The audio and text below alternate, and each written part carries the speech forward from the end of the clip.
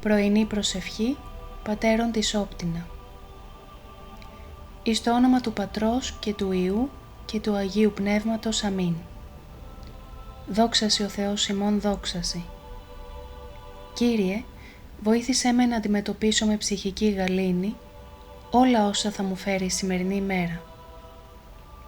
Βοήθησέ με να παραδοθώ ολοκληρωτικά στο Άγιο θέλημά Σου. Στην κάθε ώρα της ημέρας φώτιζέ με και δυνάμωνέ με για το κάθε τι. Όποιες ειδήσεις και αν λάβω σήμερα, δίδαξέ με να τις δεχθώ με ηρεμία και με την ακλόνητη πεποίθηση ότι τίποτε δεν συμβαίνει χωρίς να το επιτρέψεις Εσύ. Καθοδήγησε τις σκέψεις και τα συναισθήματά μου σε όλα μου τα έργα και τα λόγια.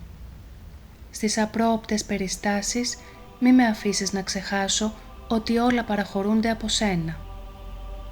Δίδαξέ με να συμπεριφέρομαι σε κάθε μέλος της οικογένειάς μου και σε όλους τους συνανθρώπους μου με ευθύτητα και σύνεση, ώστε να μην συγχύσω και στεναχωρήσω κανένα. Κύριε, δώσ' μου τη δύναμη να υποφέρω τον κόπο και όλα τα γεγονότα της ημέρας αυτής σε όλη τη διάρκεια της. Καθοδήγησε τη θέλησή μου και δίδαξέ με να προσεύχομαι, να πιστεύω, να υπομένω, να συγχωρώ και να αγαπώ. Αμήν. Διευχών των Αγίων Πατέρων ημών, Κύριε Ιησού Χριστέ ο Θεός ημών, ελέησον και σώσον ημάς. Αμήν.